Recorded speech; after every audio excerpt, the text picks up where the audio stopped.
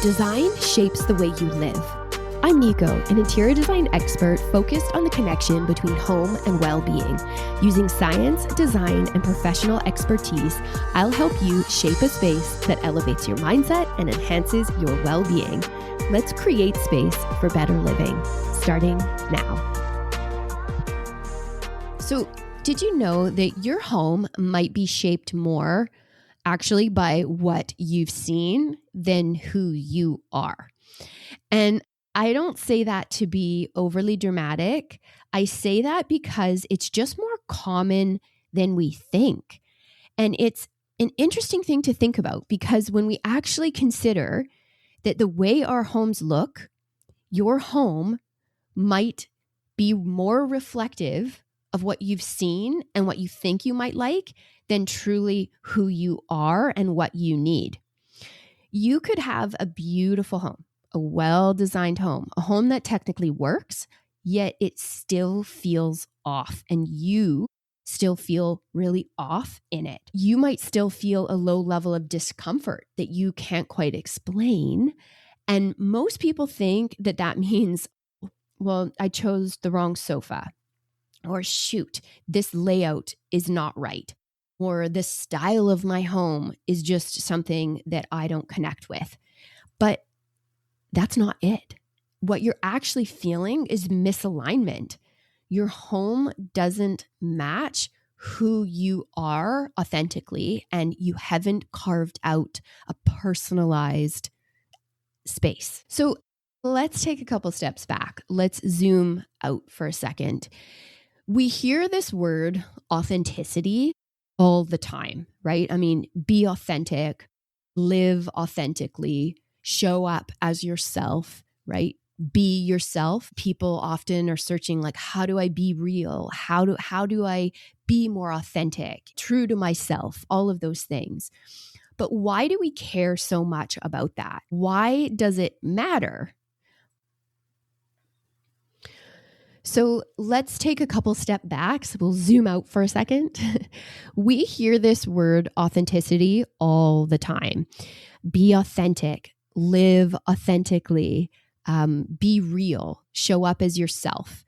But why do we care so much about this? And why does it matter? Well, because when we're not being authentic, there's a bit of like internal friction, right? It's subtle. It shows up as things like second guessing, as constant comparison, as a constant low level sense that something isn't quite right. And there's actually research around this, and I won't go too deep into it, but essentially there are two versions of self, the authentic self and the presented self.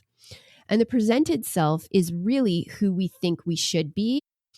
And it's largely shaped by how we want to be perceived, right? It's influenced by others and maybe their expectation of how we should act or what we should do. And in some cases, the presented self, I was reading that, this might help you bite your tongue a little bit if you're in conversation with somebody and you disagree and what you're thinking is different than what you actually say. Like you tailor it a little bit, maybe you make it a little more tactful. So that's a good thing. But in certain areas, it can be exhausting because you're essentially searching for approval and reacting to potential judgment. Whereas the authentic self, it's a little bit more stable, right? It can actually, when you're being authentic, you can hold strength and weaknesses. So you can receive positive and negative feedback and balance them both.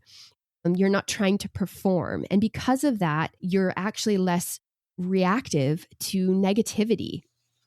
So when you're operating from being more authentic, you're calmer, you're more grounded, you're more at ease.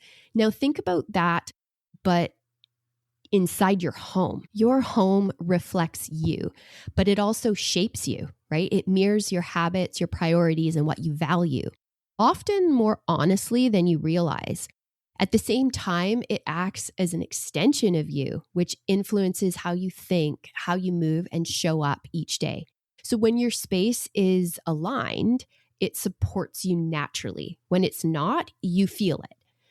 Design then isn't just about how your home looks. It's really creating a space that reflects who you are and it supports who you're becoming authentically. So if your home is built from your presented self, what you think looks good, what others are doing, what trends are telling you, then you're going to feel off because it's not anchoring in anything real. It's not yours.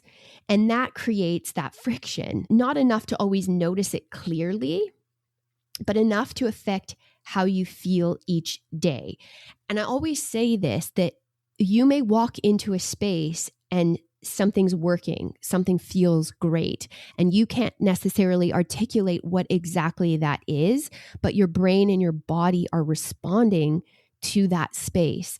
And so it's the same for your home. If it's not feeling like yours, if it's not showing your personality and personalized to your needs, your values, what you find to be beautiful, what you prioritize, then you're going to feel it. It's going to be subtle and you're going to notice, but you may not be able to say exactly what it is. Now, here's the thing. This isn't your fault. We are wired to compare. It just comes naturally to us. We've always used others as a reference point. When you were a kid in school, you would know how well you're doing based on others. So you would have to compare whether that was your marks on tests or your grades. How well am I doing compared to the class, compared to other people? And that's the same in sports. It's the same in your financial situation. How well are you doing is based on how well others are doing or not. You know, even governments compare performance in this way from country to country.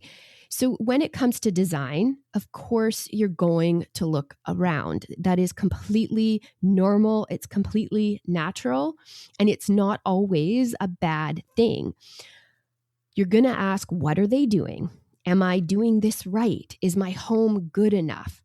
Comparison can actually be helpful because it gives you context, but it becomes a problem when it actually replaces your own voice, because then you're not designing, you're editing yourself. And over time, that doesn't feel good because you're not at home in your home. There's friction, there's a lack of identity, and it's missing that personal touch. And when we look at what the word personal means, it actually means like relating to or affecting a particular person, done in person without the intervention of another, relating to an individual or an individual's character, conduct, motives, private affairs, being rational and self-conscious. So we have to think about what it means to make our space personal.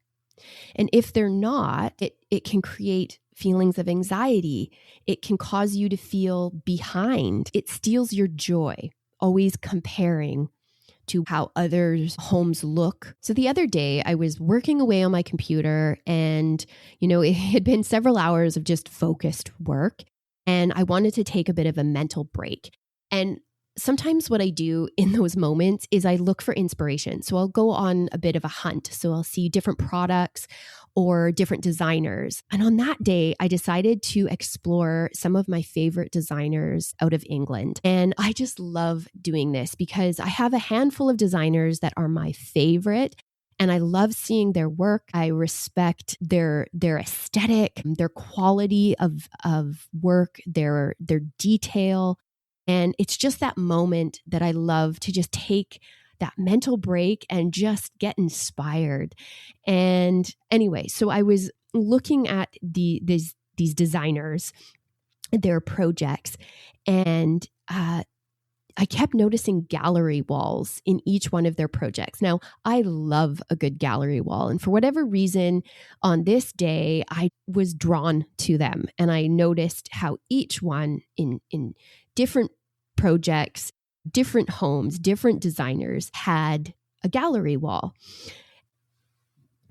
The other day, I was spending time working on a project and I took a little break and I was looking through other designers' work. And I often love doing this. It's just, I mean, I think as a designer, you're a bit obsessed with design and details and different projects. And for me, I especially love looking at designers' work from all over the world. I love being inspired just in terms of what's going on globally in design. And I have a few hugely favorite designers whose work I respect and love. And so the other day I was just like going through and just feeling the love, like inspired and loving some of this work. And one of the things as I was looking through several designers' work that I kept noticing was gallery walls. Now, the projects were different, the homes were different, the designers were different, but in each one I saw gallery walls. And now I love a good gallery wall, but it just got me thinking when I sort of distilled it back and was looking at each one. Every single one was completely unique. There was a different scale. There was different orientations. There was different frames. Some were arranged really structured and some were really loose. Some were really uniform in being very matching, scale-wise and frame-wise. And some were not. Some were very organic feeling. But the thing that stood out the most was the personality, right? You could immediately feel the person who lived there. And I took extra time in looking at these and kind of scrutinizing them and picking them apart, because what you could really get a sense of is their memories, their taste, their story. And I thought, that's what makes it work, right? It's not always just the layout. It's not the trend. It's the authenticity. Because if you replaced all of that, the work that was displayed on the walls, with generic purchased art, the ones that I'm talking about, the ones that you see when you go to the store and you like them, but you don't love them, and they don't really speak to who you are or your life, well, those walls would feel completely different. And it's an interesting thing when we say in design, when a space feels elevated, often that's pulled from a thread. It's pulled from a story. It's pulled from a life. And that life is the client's. That life is yours. And it's that personal touch that only the person that lives there can bring. And there's a difference between something being bought and something being collected. Collected means that there was thought, there was intent, and there was a reason. And that's what authenticity in the home really is. It's not styling to look perfect. It's collecting to make it look intentional, authentic, and layering in your personal touch. So what does this mean practically? It means bringing in certain things that are really important in creating authenticity in your home. So these things can be your history, right? So this could be, what's your family's history? Where were you born? It could be not even just your own family's history, but it could be your history in terms of where you've traveled, your personal history. It could be your interests. So do you like photography? And you could display some of your work. Do you enjoy listening to music? Maybe you could create an analog corner or an analog room where you do just that. Do you have certain records that you love that you could frame some of the records? Or do you play music and you could display an instrument? Do you love hiking or tennis? And if so, do you have a vintage tennis racket that you could put up in the gallery wall? You could frame it. You've got to get creative in how you bring your interests in. But let's say you like hiking. It could simply be that you bring in some more natural elements, because when you're out in the trees, you just love the color scheme of the browns with the greens, so it doesn't have to be really literal, like you're going to display a pair of hiking boots, but it can be informed by your interests and it can be inspired by your interests, which just cause you to feel at ease in the space and at home in that room. It can also be your habits.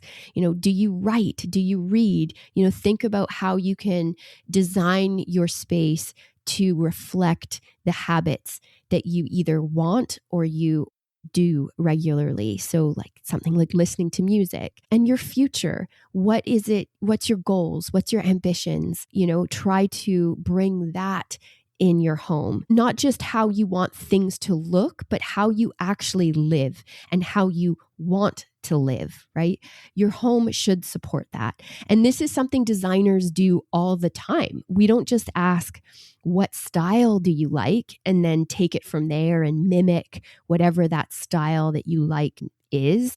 But we ask, how do you spend your mornings? Do you entertain?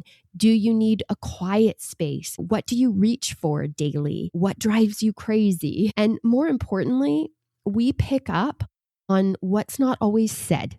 This is really key, the unspoken things, because great design doesn't just reflect your life, it anticipates it. And that's especially true for what we believe at Pero, is when you reverse engineer your home, you anticipate aspects of your life and you design for that. So how do you want to live? What truly brings you joy to look at? What habits and goals do you have? So if you want your home to feel more like you, where do you start? Well, number one is to build a strong foundation. Okay, so this is really about paring things back, removing the unnecessary. Often, if you want your personality to show, you want to be connected to your environment, you have to take away the things that don't speak to you. So pare it back, remove what's unnecessary, so that what speaks are the important elements in the room, the things that really show your personality. So for instance, if you've got things in the room that are just dated, take them away. If you've got the wrong flooring, think about updating that. Or let's say you've got your focal point, your eye lands there and it bothers you every time you look at it. Think about ways that you can pare that back. So you want to keep the room considered and calm, and this allows your personality to come through without visual chaos and things that are competing. Number two is to add story through pattern and material, and add your story. When I say story, it's your story. What are the patterns that you're drawn to? And when I say patterns, I'm not just talking about patterns on upholstery and on your cushions. I'm talking about any pattern in the space. This can be through texture. This can be through wood floor. If you've got herringbone floor, it can be even your tile pattern. So look to how you can inject some of your personal story. Do you have things that you love? Have you traveled somewhere? Do you want to travel somewhere that you can start to infuse that into the patterns that are at play in your space? And then do a little history digging. If you love a certain era or you love a certain look and you know that it is personal to you, then play with that and go digging for that history. Find what patterns were prevalent in that era and who designed them, and just have fun with it and try to get creative and feel that sense of inspiration as you're looking to add things to your space. Number three is to create one personal moment per room. So this is really just like a chance to display something that really speaks to you. A shelf, a wall, a surface, something that you can add.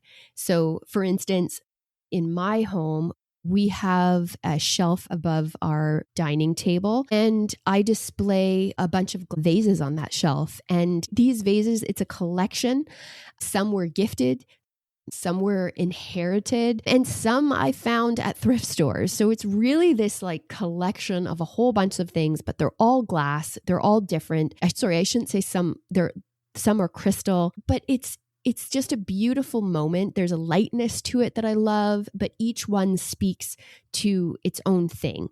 And when I look at them, when I reach for one to put flowers in a vase, I immediately know where it came from, who, and when. And I love that connection to place. Number 4 is to layer in something old. Vintage and antiques bring instant character, and especially if you have something that was passed down, they hold time. It holds a beautiful sense of the past, which really can anchor a room.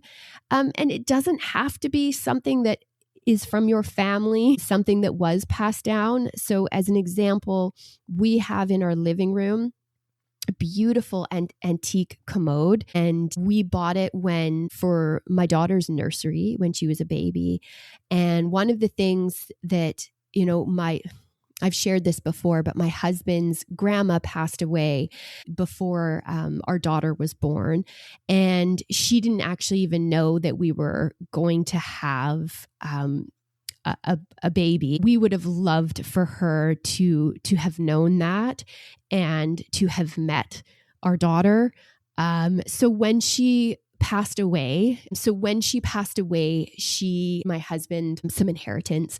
And what we decided to do was to honor her in some of that. And we bought this beautiful antique piece that was going to go in our daughter's nursery, so that every time we were in there, we got to think about grandma and just that history, and what we decided to invest in a beautiful piece, a beautiful antique in honor and in memory of her. So those are the kind of things that if you can look for a story or find something that has meaning to you, that isn't brand new and perfect, that's aged and worn and brings that character.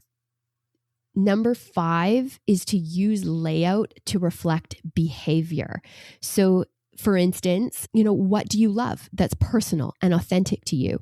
The layout of a space impacts how you use it, which should reflect the lifestyle you desire and love, right? So for instance, if you just love the idea of creating a conversation zone and having chitter chatter happening while you're in the kitchen cooking, and you just want your home to be a place of conversation, well, your layout could look like 2 sofas facing each other, which immediately unifies a conversation zone. And is there some chairs that you can add in? And is there a table within arm's reach so it's comfortable to put a drink down on? Is there, how can you create that layout to really reinforce what you want to see happen there? That's not just design, that's shaping how you live. And this is something I actually go a lot deeper into in my living room guide, because how a space is arranged really does shape how you live in it. So if your living room is not quite working, my guide is a really good place to start. One of the biggest mistakes people make is moving too fast. It's so easy to get swept up in a look, but design is so emotional. So when something pulls you in and you are getting swept away in a look, pause. Just take a couple days, sleep on it, and ask yourself, why do I like this? What is it about this? Is it the material? Is it the feeling the room's giving? Or is it the idea of the life behind it? Is it something I'm seeing a lot of and it's just reinforcing this look and this trend? So weigh your values, your goals, your habits, all of that against this, and ask yourself a bunch of questions. What is it? Why do I love this? And start trying to just make sure that it's in line with your values. Make sure that it's in line with your habits, or the habits that you want, your goals, and that should give you a good indication of if it's right for you and if it's actually consistent with your personal needs and wants. And I will say that it's really important. I know I've been talking a lot about you and asking yourself, but I have to mention that when you're designing your home, if you're sharing your home with someone else, or with others, make sure you get them to weigh in on this too. It's important that a home is not designed for one person who lives in it, that it's designed for a household, and every person that's there has a say in how it looks and how it functions. Of course, if you've got children, that's always an interesting thing. I wouldn't say that they should necessarily dictate how it looks, but it can be a fun little exercise on getting them to weigh in, just to pick their brain and see what they love, what excites them. Doesn't mean you're going to, throw sparkles up on your walls and do all of the things, but it is just that little insight, and it gives them a sense of liberty in terms of their environment as well, even if it's just a question and you don't actually translate that into the design of your home. But you want to make sure that you're loving something for the right reasons. It has to be the right reasons. And that's why I said to just slow down, take a couple days and ask yourself those really important questions. And honestly, if you don't do this work, you end up living in a space that looks like someone else lives there. And that just feels disconnected. And it impacts more than your home, right? It affects how grounded you feel, how inspired you feel. It impacts your habits, which directly impact how you live your life, because your environment is constantly reflecting something back to you. So if it's not you, you feel it. So the other night, me and my husband were watching this show, and it was all about France. And in the show, the host took you through different parts of Paris and, baguettes and different restaurants and the beautiful little eateries and down the wonderful little streets and all of the things. And in the show, the host was talking to this chef, and the chef mentioned a Japanese concept, kodawari. And right away, I just thought, that is amazing. So I did a little deep dive into it. And basically what it is it's a deep personal commitment to quality and detail, not for recognition, but for your own satisfaction. And I think that that's the standard, right? It's not perfection. It's not a trend. It's care. It's care in what you choose.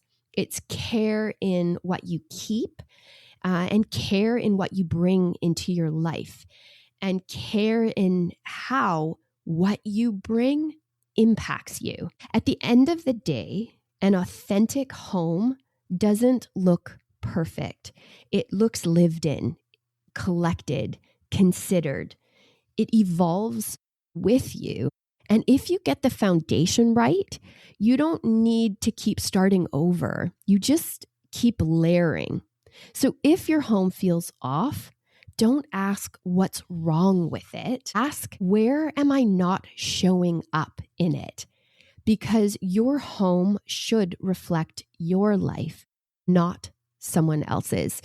Thank you for listening to today's episode, and we will see you next time. So if you'd like to go a little deeper with this, you can find the Living Room Guide and join Collected, my weekly newsletter, over at yourparo.com. That's yourparo.com.